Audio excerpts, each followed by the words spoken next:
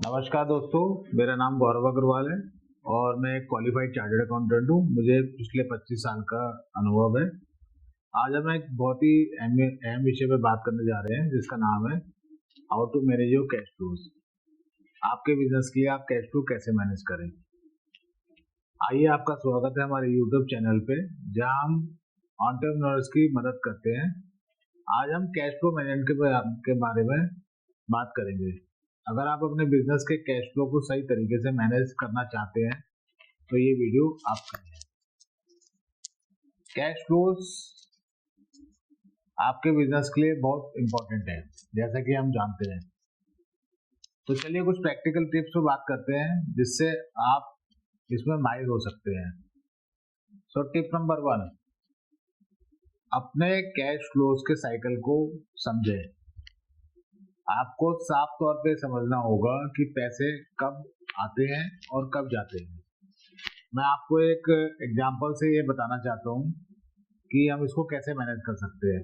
Cash flow cycle का मतलब होता है कि आज मान लिया हमने माल खरीदा, उस माल से हमने जो है अपना फिनिश गुड्स बनाया, फिर हमने उसको बेचा।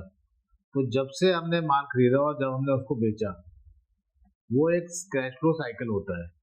मतलब कि हमने माल खरीदने के लिए पैसे दिए, हमने लेबर के लिए पैसे दिए, हमने बाकी खर्चे करे और फिर हमने उसको फिनिश गुड्स में कन्वर्ट किया। तो जितना भी इस पूरे प्रोसेस में टाइम लग रहा है वो हमारी साइकिल होती है, कैश फ्लो साइकिल जिसको हम बोलते हैं। उस साइकिल को हम जितना छोटा करेंगे हमारे कैश फ्लो उतने ही बेहतर होंगे।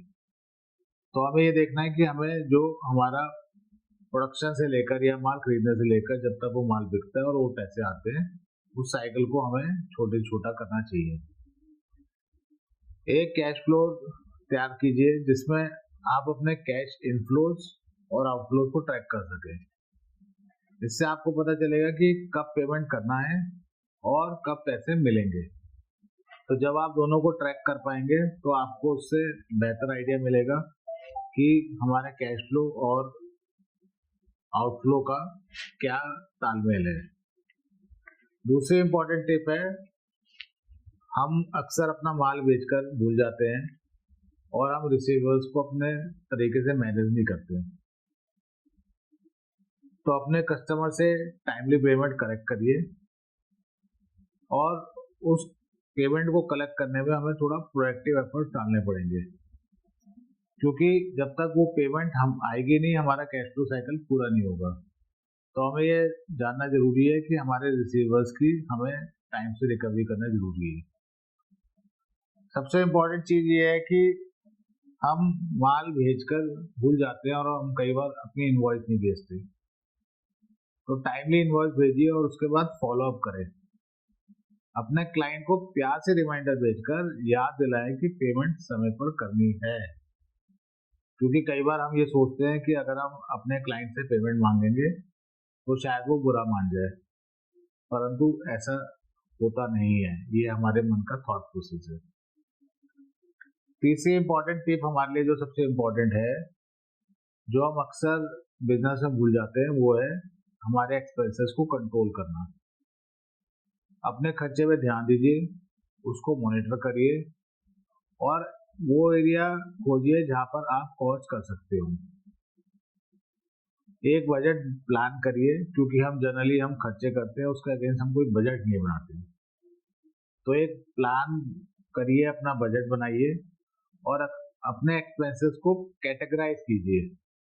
कुछ खर्चे ऐसे होंगे जो हम शायद अवॉइड नहीं कर सकते हैं, कुछ खर्चे ऐसे होंगे जो हमें दिखेंगे जब आप उनको कैटेगराइज करेंगे कि हम उसको तुरंत कम कर सकते हैं।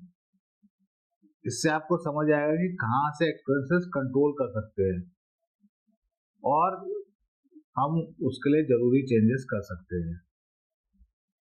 फॉर एग्जाम्पल, जब आप कैश फ्लोज बनाएंगे और अपना बजटिंग करेंगे तो हो सकता है आपको कुछ सैलरी ऐसी हो जहाँ पर आपको लगे हम ये सैलरी ज़्यादा दे रहे हैं या कोई खर्चा हम ज़्यादा कर रहे हैं, तो हमें उसको मैनेज करना है।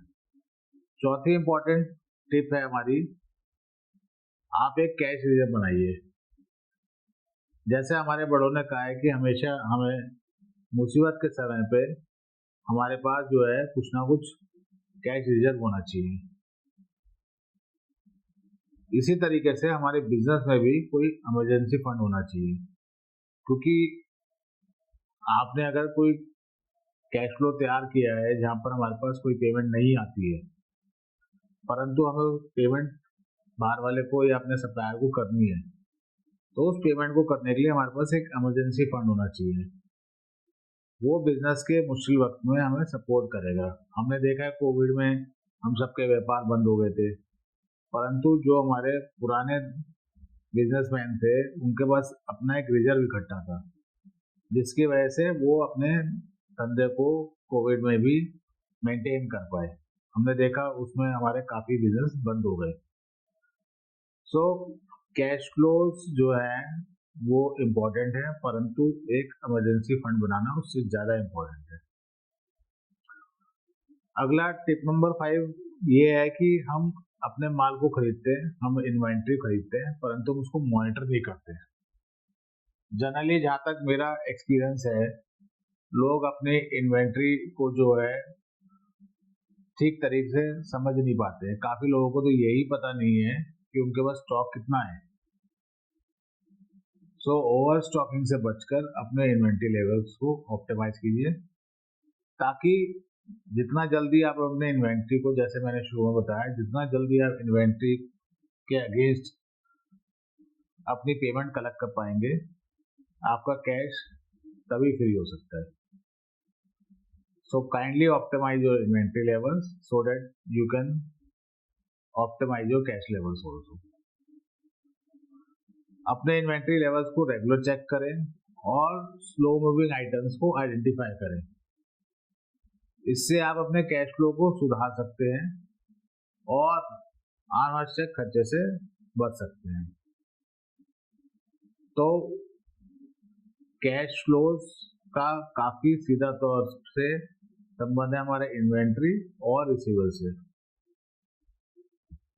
तो मेरे दोस्तों, ये कुछ इम्पोर्टेंट कैश फ्लो मैनेजमेंट के लिए टिप्स हैं। इन स्ट्रेटेजीज को फॉलो करके आप अपने बिजनेस की फाइनेंशियल पोजीशन को काफ़ी हद तक सुधार सकते हैं। आपको शायद ऐसा लग रहा होगा ये जो टिप्स हैं ये शायद हम सबको पता ही है, परंतु हम सबको बहुत कुछ चीज़ें पता हैं, लेकिन हम अपने बिजनेस में हम उसको लगा नहीं पाते। मेरा आपसे वादा है, अगर ये जो टिप्स मैंने बताई हैं, अगर आप इनको एज इट इज़ अपने बिजनेस में लगा देंगे, तो शायद आपको कल से ही बेटर कैश फ्लोज मिलेंगे। और एक बार हमारे कैश फ्लोज सुधरने लगते हैं तो हमारे बिजनेस की स्थिति अपने आप सुधरने लगती है। Thank you very much. My name is Gaurav Agarwal. I'm your business consultant, and you can get in touch with us for any type of business solutions you need. Thank you very much. Namaskar.